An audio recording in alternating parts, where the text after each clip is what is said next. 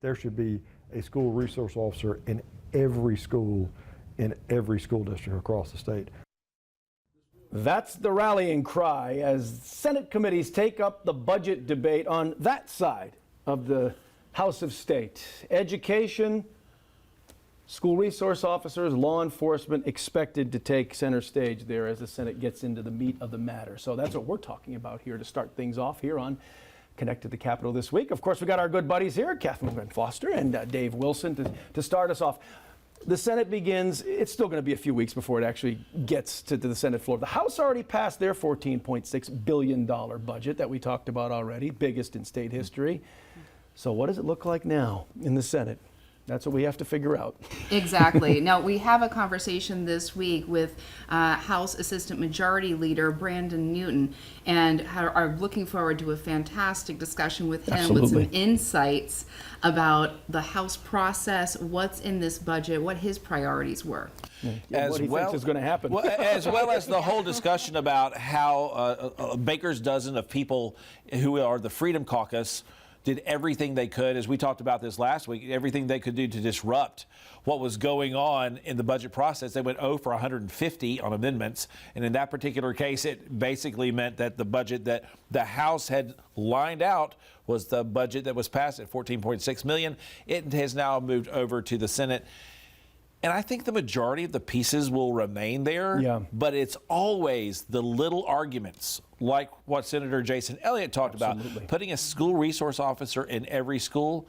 The governor put in $21 million for that in the state budget. The House thus far has only put in 10.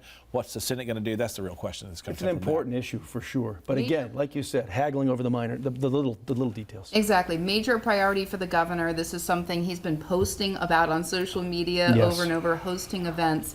And so we'll have to see to what extent the Senate finds some wiggle room in the budget. We're going to find out. Before they ever get there, though, they are still bogged down in tort reform, insurance reform, liquor liability issues. 3 weeks now. We thought this thing was dead a couple weeks ago. Yeah. Not the case. Not the case. No, they have kept moving forward on that. We're going to have a conversation with York County Senator Michael Johnson. He chaired the subcommittee of S-244, which is the bill number for this liquor liability, tort reform, insurance reform bill. It's a massive bill, and we're going to have a great conversation with him about that. And of course, we will always have our extended conversations with our guests that we have here so that you can catch those at WACH.com and get a deeper understanding of what we talk about on this show and hearing from them. So that'll be a good conversation that we have with him. Worth noting, the House already passed a plan that's not an omnibus bill, but, no, but actually a hyper-focused liquor liability reform And it's bill. really interesting because in conversations with Senator Johnson, he said, you've got to keep in mind that the consumer is in the midst of this three-way kind of confusion as to what do you do between lawyers, with then insurance companies and victims. And how do you keep insurance rates low? That's going to be part of our discussion with him a little bit later on. And one final item. In the last week or so, the fifth execution since September has been set. The date has been set for April the 11th. Michael Motti, a convicted cop killer, also killed a convenience store clerk in North Carolina back in 2004. The date's been set. The appeals to higher courts are already happening. We are going to talk to Jeffrey Collins. He has witnessed 11 executions in the state of South Carolina. This time, I have also been selected to be a media witness, which we know is a very critical role in this process because we are the eyes and the ears of the public and letting them know how this process, which is a divisive one, works in the state of South Carolina. Right, and we need those eyes and ears. We need to have that insight into the process so that we can figure out for ourselves how we feel about this, perhaps. It's such a shrouded process in so many ways. 3 media witnesses, just a handful of people allowed to be in that room. And even in a pre-conversation with Jeffrey Collins, we heard that it is so close. If there weren't those bars, that glass, you could almost reach out and touch the gurney for that lethal injection. So it is so important to have our media representatives there, and really looking forward to our conversation with Jeffrey and learning a little bit more about his experiences having witnessed 11 executions in the state of South Carolina. And the thing about it with Jeffrey is Jeffrey's had to witness every style Every of execution. format. Format, because remember, it was a few years back that we had the electric chair and the lethal injection, and then lethal injection drugs, we ran out of them, but we then, as a state, reinstated a shield law, which basically says that the pharmaceutical company that provides the pharmaceuticals to actually do the execution, we shield their names so they don't get public humiliation, public scorn. But while that was going on, you had to have a choice as to what form of execution you wanted as a death row inmate. And Dick Harpootlian, former solicitor, former senator from here, right up in firing Richland County, squad. puts up the firing squad. And lo and behold, Brad Sigmund, the last person executed, chose that. And there's a lot of pushback because on death row, the death row inmates were really concerned because the person who had been Miriam Bowman, who was executed just before him, they were really concerned because they heard that it just took forever for the execution to finally For that lethal injection to work. And he was a big guy, but still at the same time, autopsies have come back with questions about whether or not there were fluid in the lungs and things like that. And so that makes this a really difficult subject to have to deal with. And I think your conversation with Jeffrey Collins with the Associated Press is going to be so important to hear from a media standpoint. And Brian, I'll be really interested to hear your perspective. Yeah, several weeks from now. Yeah, we got a lot this week. We did. Great agenda, but a lot of stuff that we need to talk about. Let's get to it. All right, let's talk money matters, something I think we talk about every week, Catherine. Here is money matters in one way or another, but we're talking about a lot of money. $14.6 billion, that's the state spending plan. The state budget passed a week ago by the House, and then they got a little time off, because let me tell you, they needed it. After a couple of days, we've invited Representative Brandon Newton in here to talk about that. More than 20 hours spent on debate, trying to get this budget plan passed. Vital services we're talking about that everyone watching needs to have, Catherine. And absolutely. It took some doing getting there. It sure did. So how did you, leading the charge in so many ways, how did you address what needed to be in, and how did you prioritize all of that? So a couple of our core functions. We wanted to make sure our public servants were taken care of, that our taxpayers were getting money back, which we were proud to do, and that we're also preparing for rainy days. And so our big three things, we have an increased reserve in South Carolina, we gave our teachers and law enforcement pay raises, and we also continued to fund a tax cut through income tax cuts for our citizens. So right now we're at roughly, according to your plan, 6%, right? Yeah, this would move us down to 6. However, I do think you might see an income tax plan coming very soon that'll hopefully expedite this much lower going forward. Excellent. Education was a big part of this, but it is every year. But the last few years, the governor has really thrown down the gauntlet to both the House and the Senate, saying we've got to do something for our teachers and SROs, and we need to do something to improve our picture when it comes to education. Absolutely, and we've been proud to do that. So we were over a year ahead of our plan to hit the governor's target of $50,000 for a starting teacher. This plan will put us at $48,500, which next year we can get to $50,000, fulfilling the promise that Henry McMaster made when he ran for re-election, and we've proudly supported. And also more money for SROs in our schools to make sure our kids are safe. This budget really is pro-education, and I think our teachers have been very appreciative of that.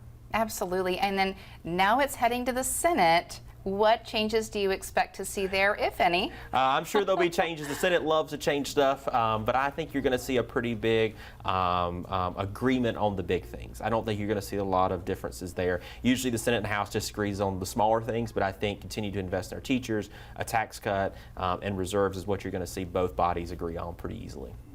We hinted at it took some doing to get to where you are, to pass that through. 150 amendments proposed mainly, or maybe all, by what is known as the Freedom Caucus, which is a division of the Republican Party. That bogged down this debate. We don't know the exact number, 18, 20, 22 members, we don't 13. know. 13 is, okay, we're going to go with that as a hard and fast figure this week. We don't know either, so that's always a good question. But those 13 voices made this difficult. how is that translating to all fields of debate, whether it's budget or otherwise? Well, I think, look, this is a common tactic. We're used to it, and I think that's one reason you could say they put up a ton of amendments and not a single one of their amendments passed. Our members realize there's a difference between governing and campaigning, and if they want to continue to make campaign points on the floor, they can do that, but we're here to govern. We're here to take care of South Carolinians, invest in our public servants, and send taxpayer dollars back to our taxpayers, not play political games on the floor of the House. And South Carolinians really appreciate that. Everyone I've talked to about what we're seeing from this budget, they're just so grateful that you're finding that balance between cutting tax rates and also making sure those vital services are funded. Yeah, absolutely. Most people always think this is an either-or discussion. We're proving that it's a both. And if you do priorities right and you take care of the citizens through our public servants, that you also can continue to give tax relief, which we've led on. Exactly. Smart cuts in the right places. That's but right. yeah. Yeah, it's all about prioritization. Well, 0 for 150 on amendments, as we said, not a good batting average No. for anyone. So point taken there. We'll have an extended segment. You will have an extended conversation with Representative Newton on our website, so you can check that out at wach.com. Thank you again for joining us. Thank y'all so much for having me. Appreciate it.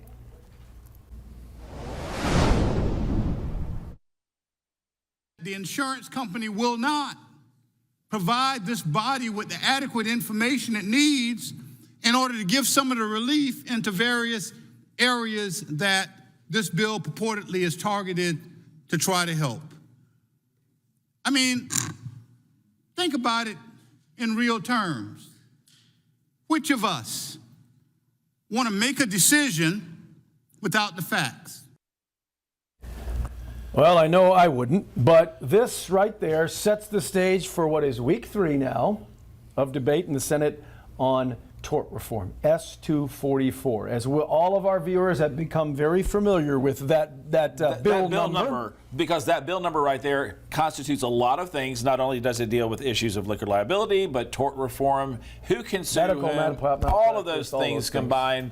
But joining us this Sunday morning, the senator, Not the liquor bottles. Not the liquor bottle. Well, then again, it's Sunday morning for joining us, the Senate Republican chairman of the subcommittee that has been working on S-244, Michael Johnson out of Fort Mill. Thank y'all. It's Thank good y'all to have for you here having this me. morning. It's wonderful to be here. It has been an interesting last 3 weeks for y'all in the Senate because all you've been basically doing is talking about insurance and liabilities and everything else, but you've been on this really since before session began. Oh, if you think about this, I started this last spring. I sat on the subcommittees last spring and we talked about this issue over and over and over. It's probably 8, 9 subcommittee hearings, hours and hours. I then began this process this year, and I probably have another 15, 16 hours under my belt worth of subcommittee meetings. We have talked this to death. We know what the issues are. I think the question is, what are we willing to do to try to fix them? And that has been one of the big issues because as we have looked at this and discussed it, it seems to break into 2, maybe 3 camps. You've got insurance companies, you've got businesses over here who are trying to figure out how do I keep my insurance rates down, and then just the ratepayers that are out here. And how have y'all been able to work all of that kind of magic in trying to pull all this together? I'm not sure we have, right? I mean, I think the key is we're trying to balance. You're trying to balance the premiums that you pay versus the safeguards that you get. And so we're trying to balance that. We're trying to convince the insurers that we want you to return to South Carolina. We want this to be a market that you want to sell insurance in. By doing that, you will have choice. You can shop around for your rates. That should drive rates down. In order to do that, you have to give those insurance companies some certainty. And part of the tort system is uncertainty. Right. So we've got to draw more lines, better balance the scales of justice to allow injured people to get a recovery, but just as important, not more important, but just as important, to allow insurers to be able to assess their risk. Has that been something that has been a difficult thing? We heard it from Senator Saab. Sure. To get this information together, you've been listening to a lot of testimony from a lot of different folks. What's the big picture? Are we dealing with insurance companies moving out of the state, and therefore rates are skyrocketing through the roof? Because we see it happen, and we've talked about this before on the air, and you've seen it in your own neighborhoods, where you've got businesses that are shutting down, you've got restaurants that are shutting down because they can't afford it. but the insurance companies are also saying they can't afford the risk.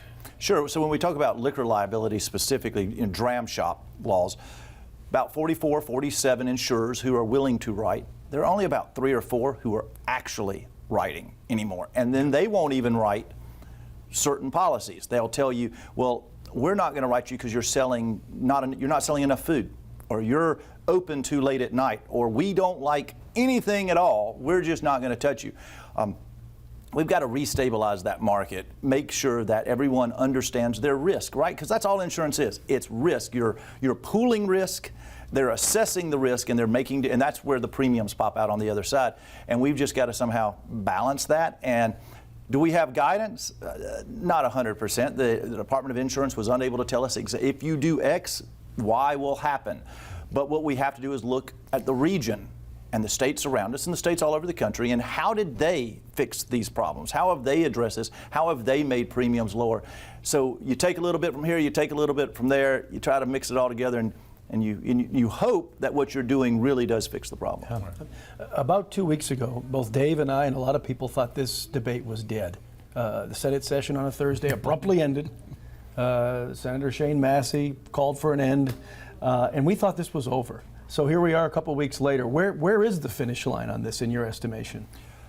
Oh, that's a fantastic. There may not question. be one. There may not be one, maybe. I'm three weeks into this part of it. I am over a year into the entire part of it. I think the finish line is sometime next week. I think next week we're going to try to bring this to a close, put a bow on whatever this thing is going to look like, and if we do it right, it's going to. I like to tell this. Everybody's going to take a haircut. Everybody's going to lose a little, everybody's going to gain a little. And if we do that, if everybody at the end, both insurers, plaintiff lawyers, both those kind of the big groups you're hearing from, if they both are like, then we probably got a pretty decent bill, right? So we'll just have to see. We'll have more of this conversation with Senator Michael Johnson out of York County on our extended version of Connect to the Capitol, so make sure you catch that at WACH.com. Lethal injections in South Carolina from start to finish take about 20 minutes these days. When I look back, the electrocution took, they give one big jolt of electricity for several seconds, but then there's another jolt for a minute or two. So there's a longer period of what happens. This, it was instantaneous. Execution witness Jeffrey Collins, longtime reporter for the Associated Press, just a few weeks ago describing the methods of execution here in South Carolina just moments after Brad Sigmund was put to death by firing squad. We bring up this topic today because just weeks from now, April the 11th, Catherine, we have another execution set. Jeffrey, of course, will be a witness again, and as it sits now, I will as well for that. You've witnessed now 11 executions, every method of execution that is available in this state. And you were describing kind of the differences there. It's a key role that witnesses have in this process. Yes, we are there's only less than a dozen people are allowed in that chamber to witness executions. There are members of the family of the victims. There's usually some people that are associated with the inmate, whether it be his family or his lawyers. And there's obviously 3 media people and a couple of law enforcement. So, but we are the only eyes that are the public's eyes in this. And, people in South Carolina have said they want the death penalty through their elected representatives. So my role in this is to tell them this is what it looks like, this is what it sounds like, and this is what it even feels like to a certain extent, how the room feels. And I think everyone in the public is so grateful to you for that service, for sitting in there and witnessing execution after execution. It's really a sacred role as a reporter to be that witness for the public. But as a reporter, how do you determine what you report on, what you include, what you leave out? Where does that balance fall for you? I try to be, since I am the eyes and the ears of people, so I try to tell them what I see. It's one of those deals where I tell them, I like to tell people what I see and not interpret it or anything through my own lens, right? So you want to say, this is what I saw, these are the minutes, these are the times, and then it's up to them to determine how they feel about it at the end of the day. Absolutely. April 11th, we noted right now the scheduled execution of Michael Motti. I know you had a question specific to that case. Yeah, so you had reported previously that, in fact, Michael Motti had said that his defense was no longer than a law and order episode and just as superficial. Do you have any other insights on that, or? He was, what was different about his trial is he decided to plead guilty. So in South Carolina, it was a judge that determined whether he lived or died, not the jury. And so in the end, you can't go into the defense attorney's mind necessarily, but it sounded like they just only presented 2 witnesses in mediation to try to save his life. None of them were a direct family member or someone that directly knew him. It was just people that were like summarizing what they knew. So, that's unusual in a South Carolina death penalty case, especially as you get more towards now, because typically you hear from a number of family members and psychologists who carefully, analyze every part of their lives. At the 28th of this month is when Motti has to choose which method of execution he will be executed by. We still don't know, of course, what that is going to be at this point. And we can expect every step of the legal wrangling to play out in the next 2 weeks. There will be no surprises when it comes to those filings, I wouldn't think. No, I mean, this is it is his last chance, is his final appeal, but certainly in this last 7 months that the death penalty is restarted, they haven't allowed any of those final appeals to go through. There's a clemency that will be made towards Governor Henry McMaster. No South Carolina governor since the death penalty was reinstated has allowed clemency, so seems like, everything points to that direction, but certainly he deserves every right to argue and ask for it to be stopped, and he'll get every chance for the judicial system to review what's going to happen. As it stands now, how many men now on death row in South Carolina? 28. 28.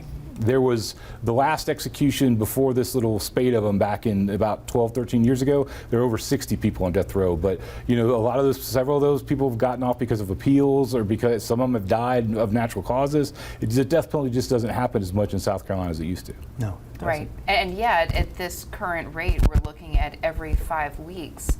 The state setting another death penalty execution date. Yeah, these are the 6 inmates that ran out of appeals while there was that 13-year pause. Right. One of them has gotten a stay, Stephen Bixby, who's going to be the last one of the 6. But there's 2 more inmates that are nearly out of appeals. It wouldn't be out of the question that there could be another execution or 2 this year. Part of that is because there were a lot of people that were sentenced to death in the late 1990s, early 2000s, and those folks are finishing out their appeals to the system right now.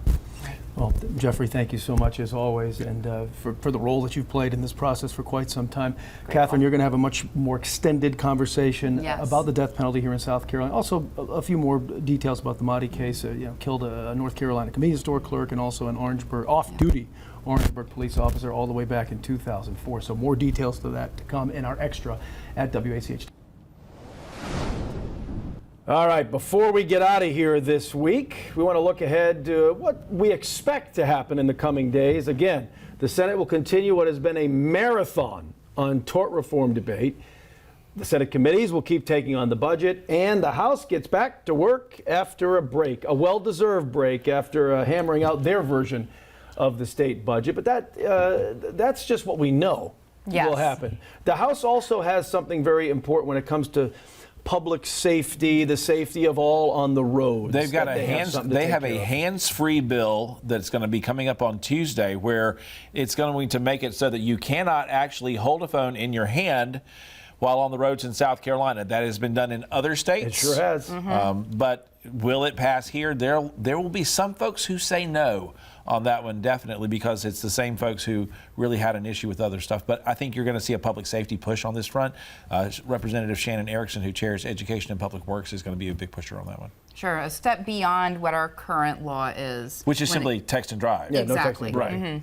But hey, it's worth doing. We should all be less distracted in many aspects of our lives, but especially while driving, especially while we are on the road. So we'll break down all of that this coming Sunday. Yes. That's right. But we got you connected to the Capitol this week. We're going to do our level best to do it again next week. Thank you as always. We will see you again next week. Have a good Sunday. Have a great week.